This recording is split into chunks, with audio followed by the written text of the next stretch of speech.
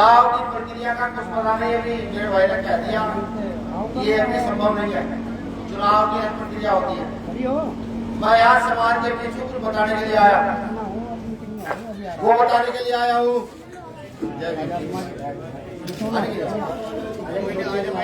भाई बीच में आइए।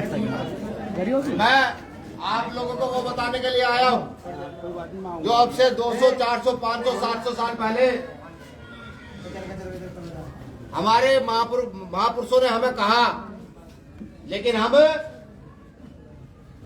उनकी बातों पर सिर्फ नाम तो लिया, माराएं तो चढ़ाई, लेकिन उस पर जो उन्होंने कहा उस पर अमल कभी नहीं किया। अमल करते तो मुझे लगता है जो आज परिस्थितियां समाज की है ऐसी परिस्थिति ना होती। मैं अपनी बात शुरू करूं। बात शुरू करने से पहले बहुजन समाज में जन्मे सभी संतों, गुरुओं, महापुरुषों को नमन वंदन करता हूं।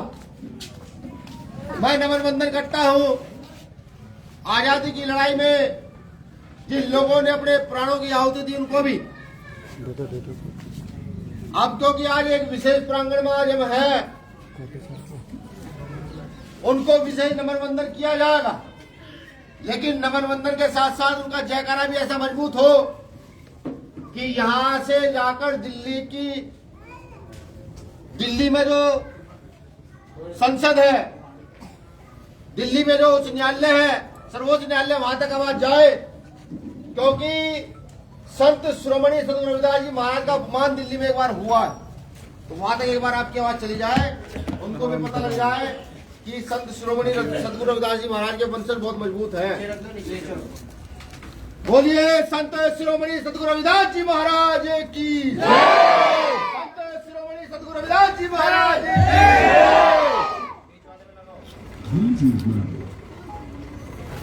आवाज सही जानी चाहिए इसकी। मेरा जय भी इसका इको कम करो भाई, इको जाता है भाई, जिसे जानकारी पूछिए। जय भी जय भी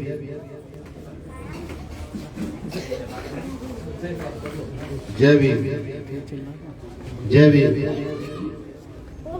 जय भी सही है। आवाज क्लियर, आवाज तक समझना है ना, मुझे बता देना हाथ खड़े करके भाई रोटेट में चला सब जाएगी। ठीक अरे इसका फोन हाँ रोटेट में चलवा। संत शिरोमणि के गुरु रविदास जी महाराज की लाइन से मैं अपनी बात शुरू करूंगा।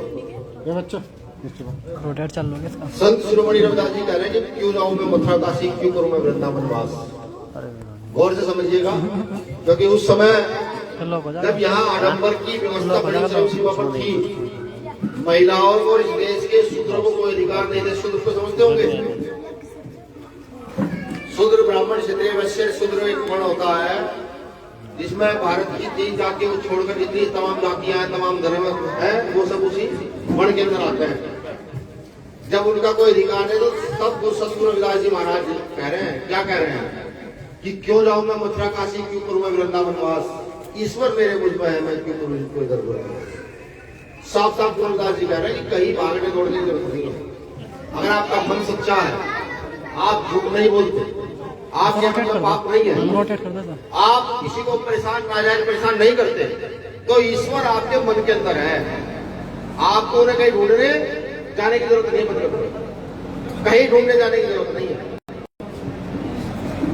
समय का चक्र देखते रहिए कि उस समय बार कह रहा है जब यहाँ बड़ा राजतंत्र था और जब यहाँ पर आडंबरवादी व्यवस्था बहुत प्रकट थी, उस समय हमारे कुल के एक खड़े होकर के अपनी बातों को मजबूती से रखा और आज हम उनकी बातों को सिमरण कर करके पूजा करते हैं।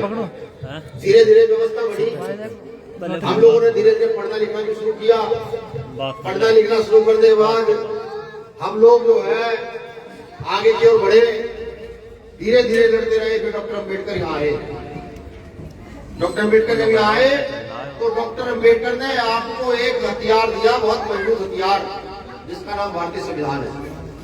इस देश के प्रत्येक नागरिक को अधिकार दिया और कह दिया कि जब तक ये तुम्हारे साथ है, जब तक ये तुम्हारे पास है, तब तक तुम्हारा कोई कुछ बिगाड़ नहीं सकता।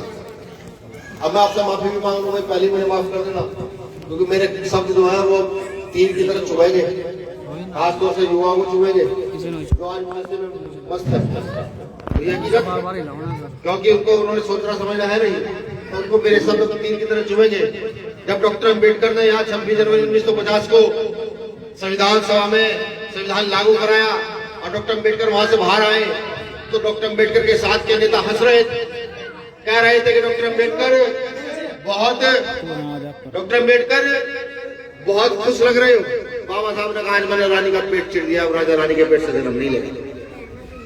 तो उन्होंने कहा सामने वाले नेताओं ने बाबा साहब को कि आपने अपने लोगों को अधिकार तो दे दिए, लेकिन हम भी बड़े मजबूत हैं, हम आपके लोगों को डराएंगे, धमकाएंगे, जरूरत पड़ी तो खरीदेंगे, जो भी कुछ करना हुआ वो हम करेंगे, राजा अपना बनाएंगे। उन्होंने बात कब गई? 26 जनवरी सन 1950 को। आज क्या तारीख है? आज 31 अगस्त 2025 है।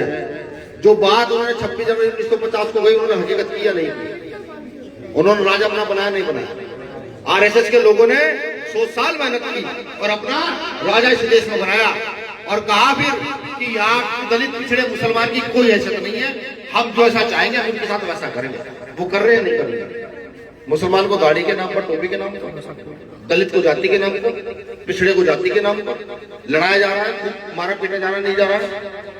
कोई ये कहे कि नहीं जी मैं पिछड़ा हूं, मेरे तो 500 बीघे जमीन है, चाहे जमीन 1000 बीघे हो, लेकिन जब वहां बात अधिकार की आ रही है ना, तो साफ साफ कह दे रहे हैं कि ये तो फलाना है, जब दूर रखोगे।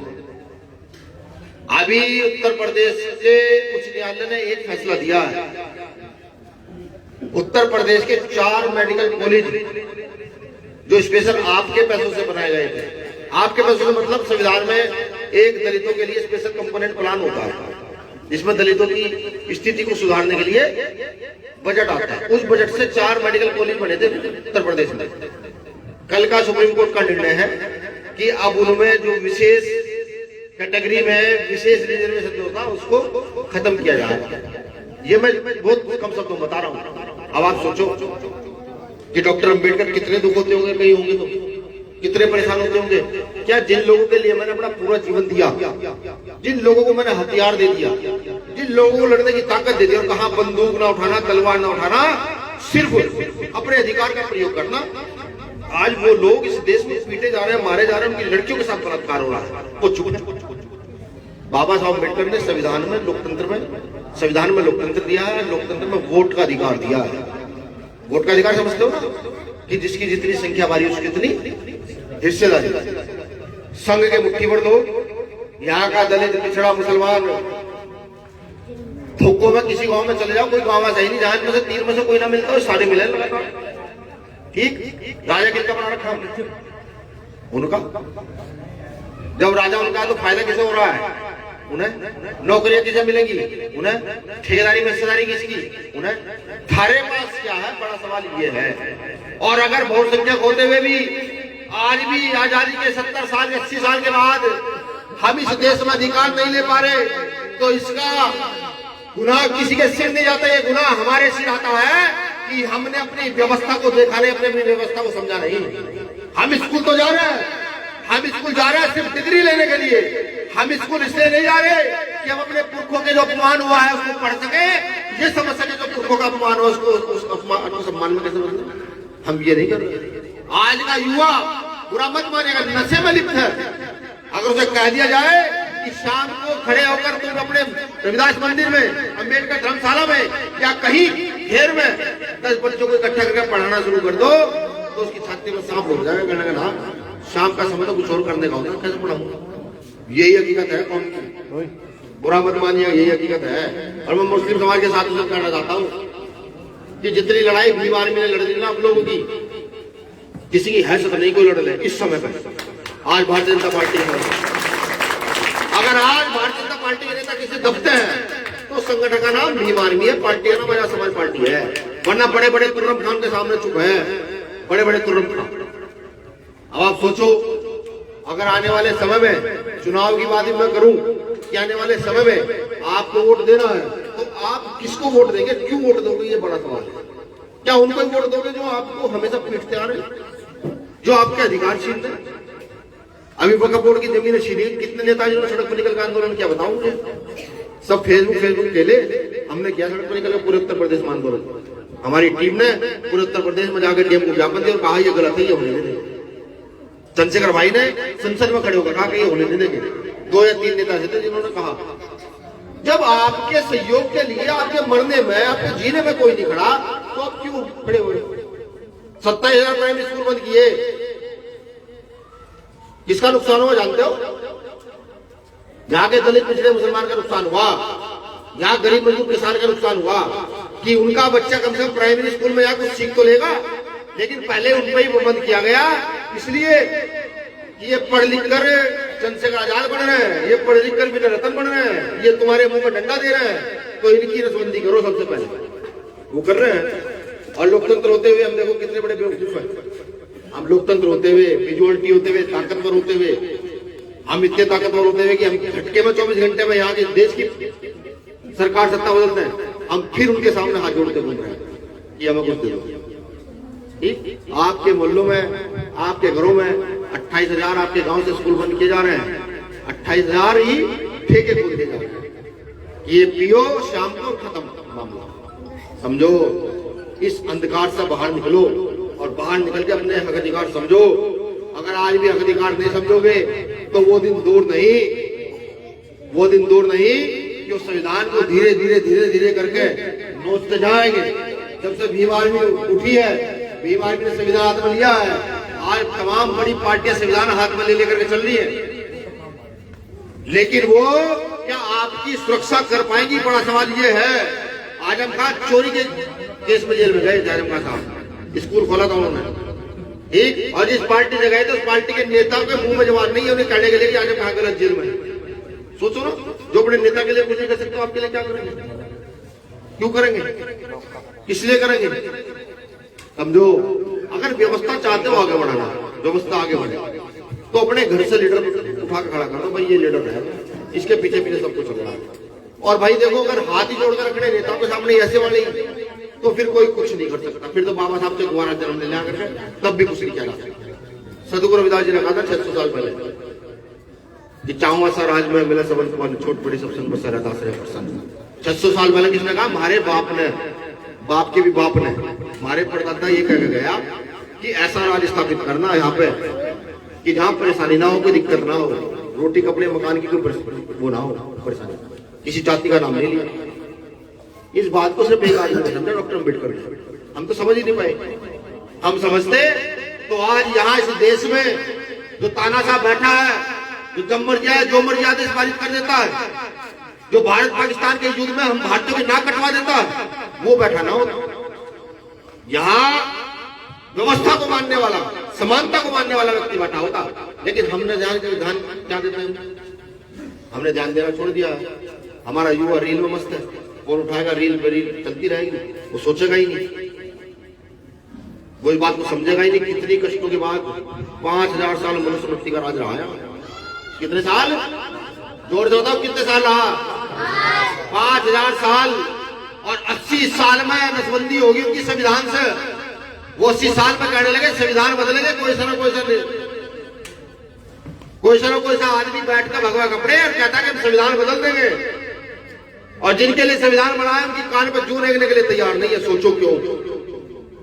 संविधान है तो यहाँ मुस्लिम को नमाज पढ़ने का अधिकार है, संविधान है तो यहाँ हिंदू को पूजा करने का अधिकार है, संविधान है तो यहाँ महिलाओं को आजादी से अपनी बात रखने का अधिकार है, संविधान है तो हमें भी अपने रविदास गुरु घर बनाने का अधिकार है। और अगर संविधान नहीं ना तो कुछ भी नहीं। ये बात ध्यान रखना सब।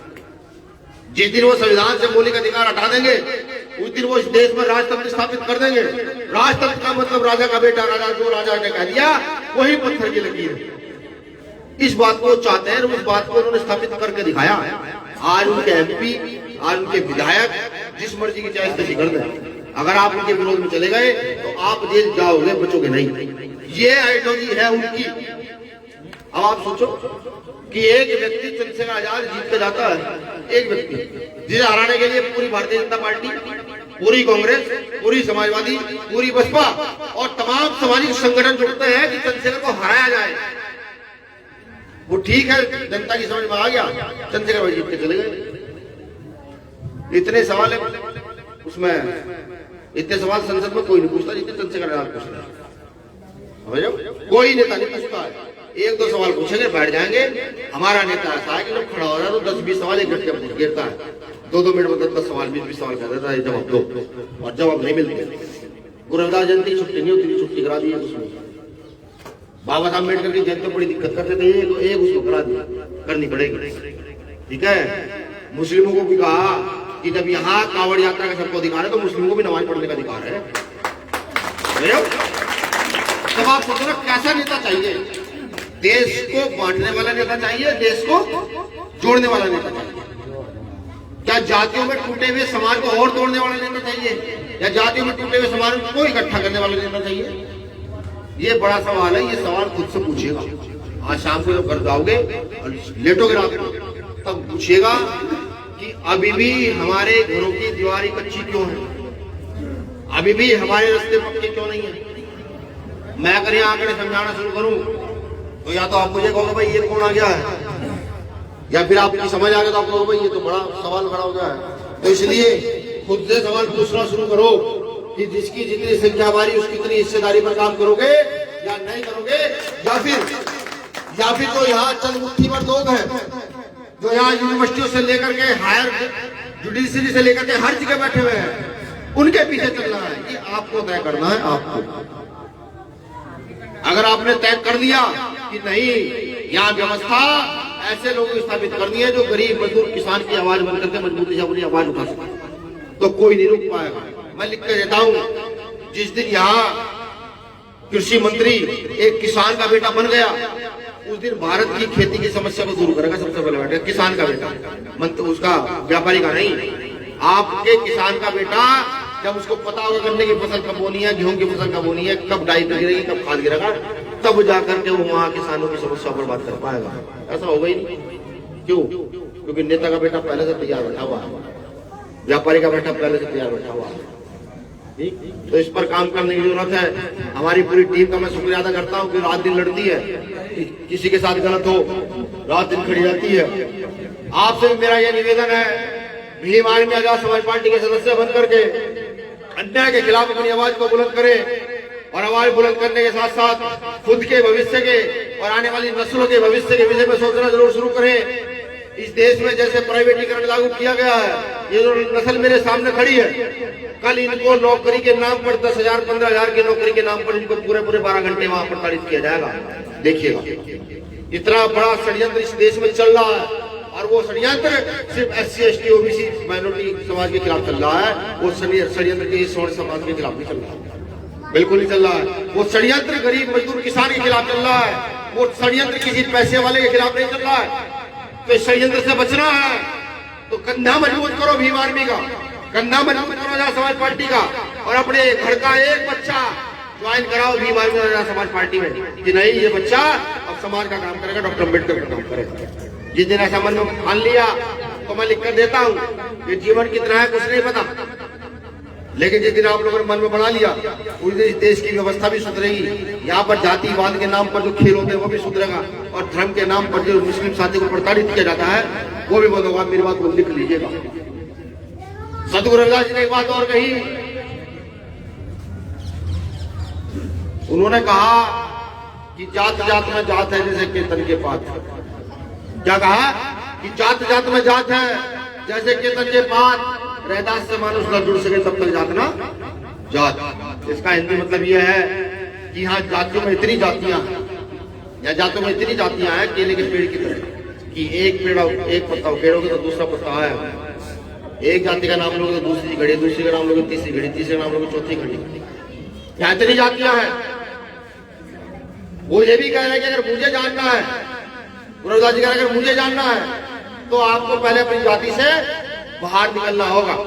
जो व्यक्ति जाति का टोकरा सिर पर धरकर घूम रहा है उसका नाम नहीं है, लेकिन जिन व्यक्तियों ने जातियों को एक साइड रखा और इंसानियत के लिए काम किया। आज उनका नाम है तथागत बुद्ध, संत रैदास, संत कबीर, गुरु नानक, महात्मा ज्योतिबा फुले, छत्रपति साहू जी महाराज, डॉक्टर बाबा साहब अम्बेडकर साहब, मानव घनश्याम, बहुत लंबी लिस्ट है, बहुत लंबी। तो अपने आप में सुधार करने की वो करो। और मेरे युवा साथी जो कहता हूँ, किसी भी समाज, किसी वर्ग का क्यों ना हो, अभी आपका नशा करने का समय नहीं आया। नहीं, देश लूट रहा है, देश की अर्थव्यवस्था जमीन पर है, धड़ाम। और अगर आज भी हम सिर्फ नशे के चक्कर में पड़े रहे और हमने सोचना शुरू ना किया, तो आने वाली नस्लें इस देश में गुलाम होंगी। ये बात में नोट कीजिएगा, क्लिक कर सकिए। मेरे शब्द कड़वे जरूर हो सकते हैं, लेकिन यही सच है। आने वाली नस्ल के लिए लड़ना है तो कहीं ना कहीं आपको भगत सिंह, अशफाकुल्लाह खान जैसे लोगों को पढ़ना जरूरी है। कहीं ना कहीं आपको डॉक्टर अम्बेडकर की आइडियोलॉजी को जानना जरूरी है। जब आप उसको पढ़ेंगे तो आपको पता लगेगा उनकी आइडियोलॉजी क्या है। राजनीतिक सत्ता तो चुटकियों का खेल है। अगर आप इस देश का दलित, मुसलमान और पिछड़ा एक बार अपने मन में ये सेट कर ले, कहने कि नहीं, सत्ता हमें खुद को हाथ में रखनी, किसी और को देनी नहीं है। मैं लिख कर देता हूँ, प्रधान किसी का नाम है, प्रधान तक भी किसी कोई और बना लगे बिना आप लोग। दलित, पिछड़े, मुसलमानों के अगर एकता हो जाए तो इस पूरे देश में प्रधान कोई नहीं बना सकता, बीडीसी नहीं बना सकता बिना आप लोग जान रहे हैं। लेकिन हमें संगठित होना बहुत जरूरी है। संगठित नहीं होंगे तो मैंने रिजल्ट बताया, अभी अलीगढ़ में 2 मुस्लिम साथियों को खूब पीटा गया।